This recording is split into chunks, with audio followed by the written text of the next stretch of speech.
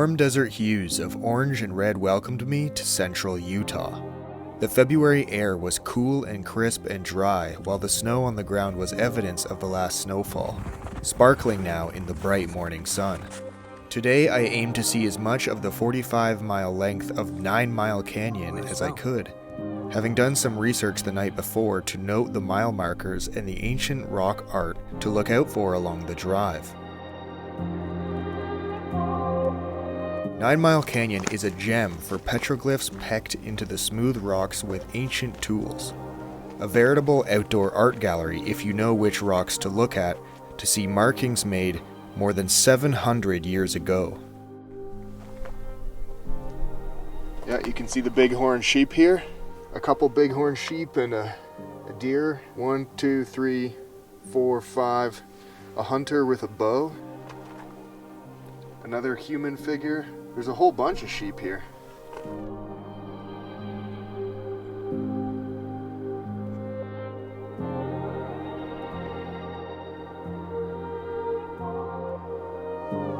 This is my first time seeing Native American pictographs up this close.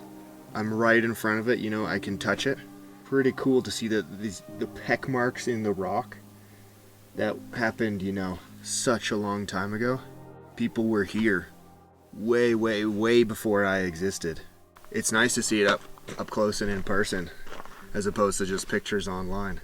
Easily make out the shape of the bighorn sheep. Multiple bighorn sheep, because you can see the trademark curl of their horns.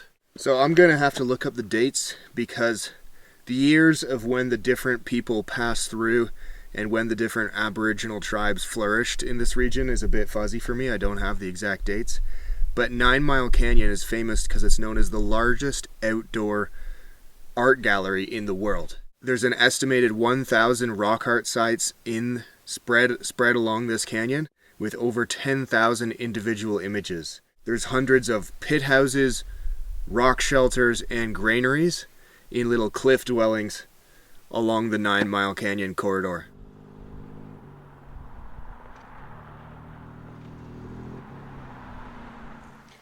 These are painted pictographs. You can see the red ochre. I'm not sure what these figures are here on the right, but this is clearly a human figure. Pretty interesting. My breakfast is a egg, cheese, and chorizo breakfast wrap from the Tangerine Eatery in Price, Utah. It's delicious. It comes with some blueberries and strawberries.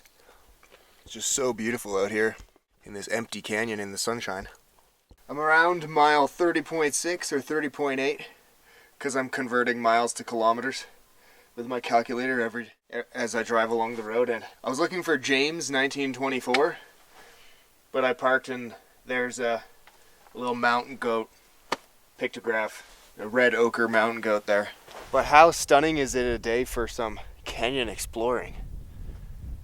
Wow. This is February. It's absolutely gorgeous. Look at this. So nice out here. That might be something right there. That might be a rock art panel, so I'm going to go up there.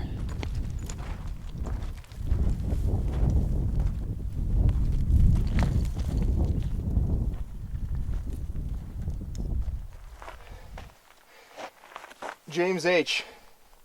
1924. That's cool. That's some old school graffiti right there. March 3rd, 1924.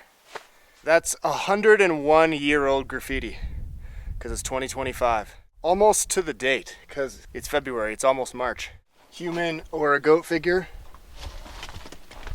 Human figure with a bow and arrow, a hunter, and some vandalism over top. There we go. There's some more right there. Took me a second.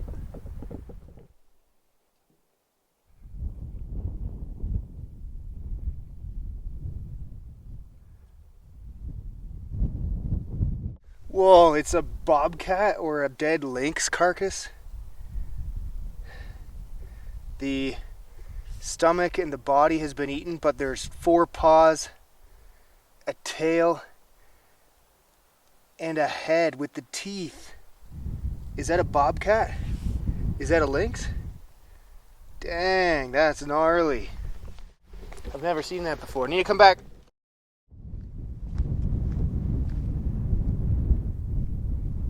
I'm just gonna move it off the road so that I can.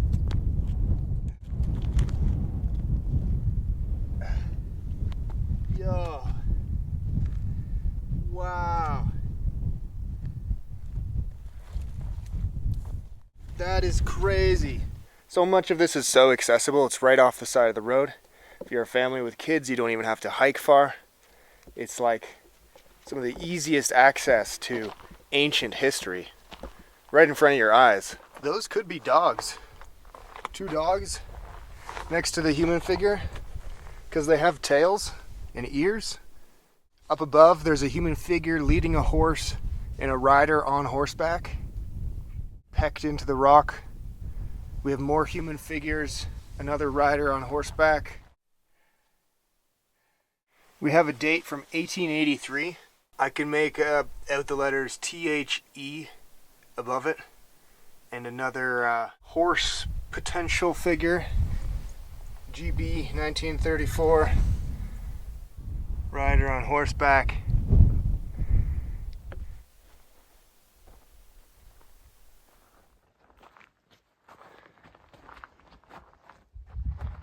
Wow, this is a nice one. Human figure, a horse. The human's clearly leading another horse. That's definitely a deer with the antlers and a bird on the side. I'm not exactly sure what that overarching thing is with the stuff shooting out of it. Rider on horseback. Is my instinct right when this rider on horseback with the tall hat could have been made by a European? Because this could be in the 1800s when Europeans were in this area, or was this Aboriginal art depicting a European on horseback? I'm not sure. See the rectangular pattern in the top left? Rectangular pattern of dots. Human figure, bottom right.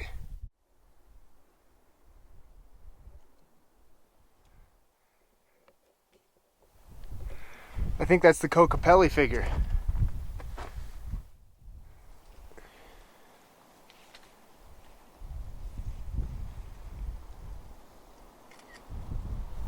Those lines are so perfectly straight on the 39. Wow, that looks like a brand. This is a cool thing with its hands. Its hands sticking out. The famous goat. This is the size for comparison. This is the scale. This is pretty large. This would have taken some time to create. The famous Fremont culture rock art. This goat is probably the most famous of all. This goat shape. This one might have been called the juggler. Not 100% sure, but it looks like it could be juggling. Looks like it could be the devil with 4 legs, spinning, juggling some round things. Some interesting patterns. Maybe a snake. Maybe that's the juggler. Not sure. That's balanced rock.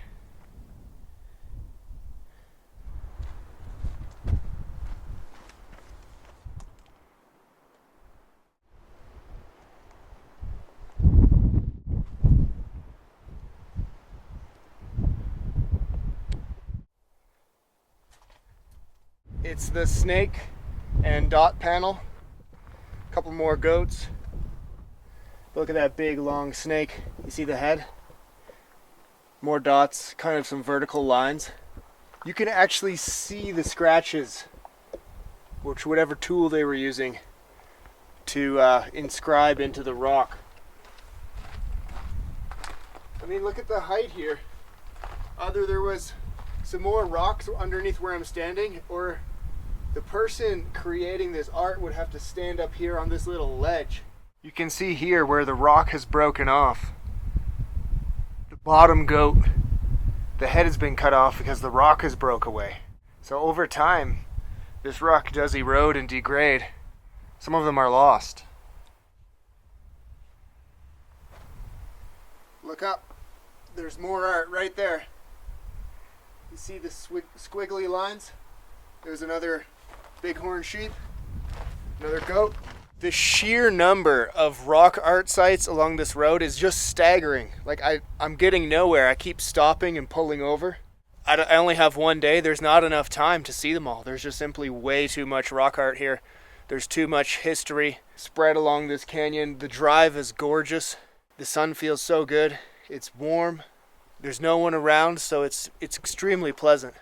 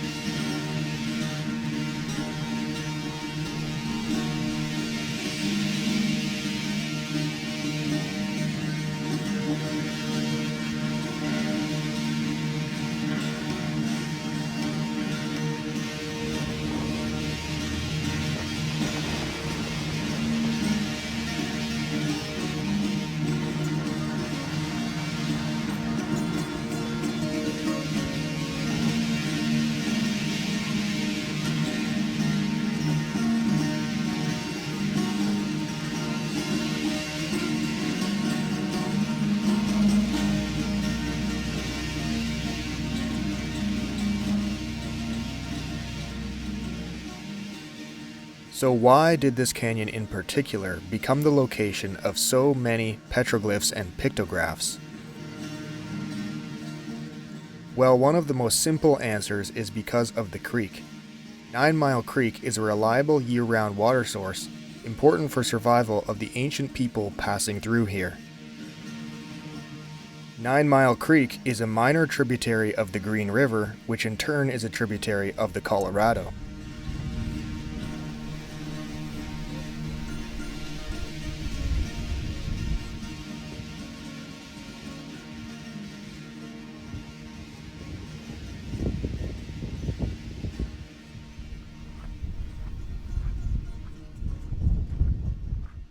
Here are 2 bison. Most bison images here, like this one, were created by early Ute people.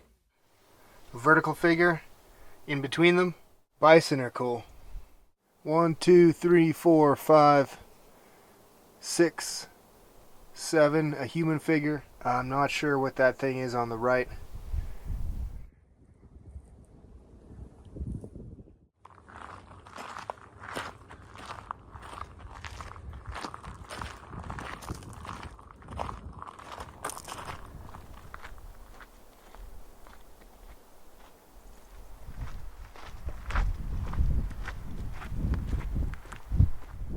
I feel honored and privileged to see these sites in person.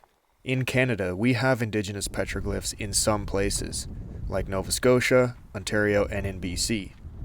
Personally, I've seen 1,000-year-old rock carvings in Bella Coola, but they are different than these petroglyphs here. There are so many here.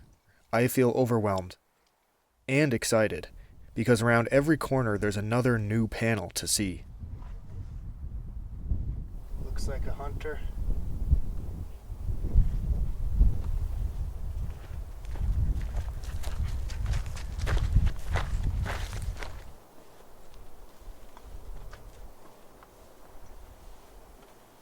Wow. This is the big guy with antlers coming out of his head. Humanoid kind of figure.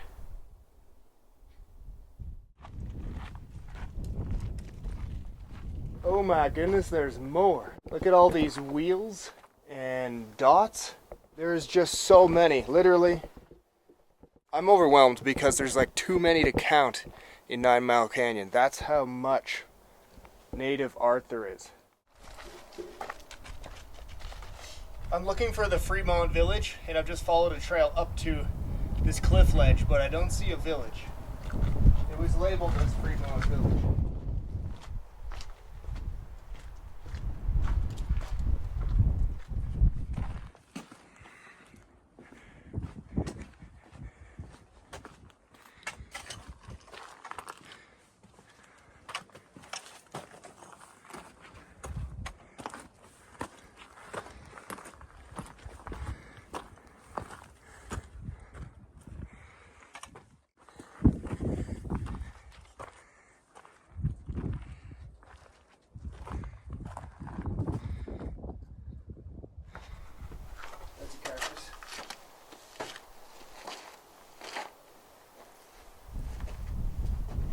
So I don't see a village, but the path did lead up this ledge to this little cave. There's not even a constructed wall or anything, so I don't know if this was inhabited. You having a little break? A little break, knees? Yeah.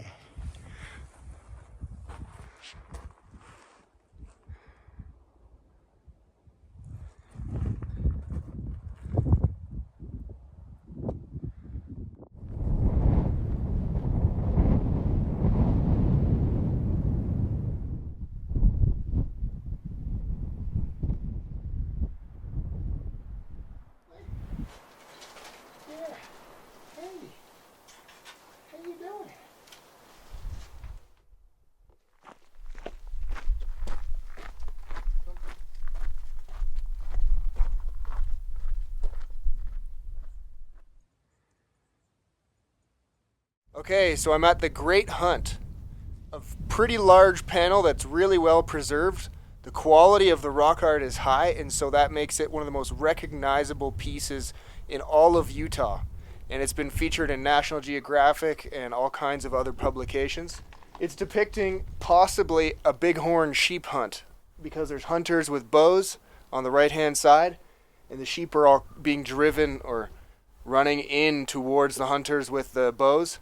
The trapezoid figure is typical Fremont style.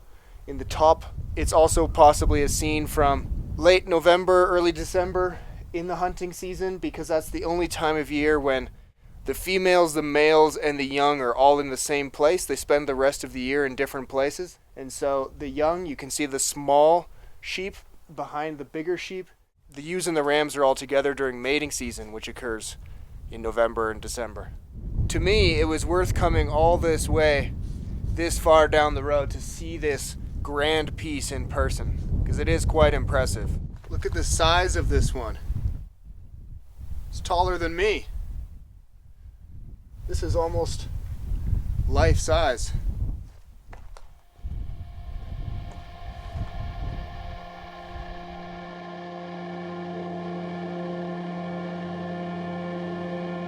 I can't talk about 9 Mile Canyon without mentioning natural gas development, as the region is rich in natural gas deposits.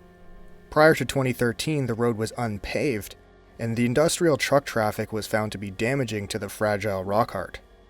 This led to the U.S. Bureau of Land Management designating 9 Mile Canyon as a scenic backcountry byway and paving 34 miles of the road to dampen dust. Unfortunately, I ran out of daylight and missed seeing many more art sites. As the last warm glow faded from the canyon walls, the chill of winter crept back in. As I drove away, I was left with a sense of awe and new appreciation for these ancient peoples.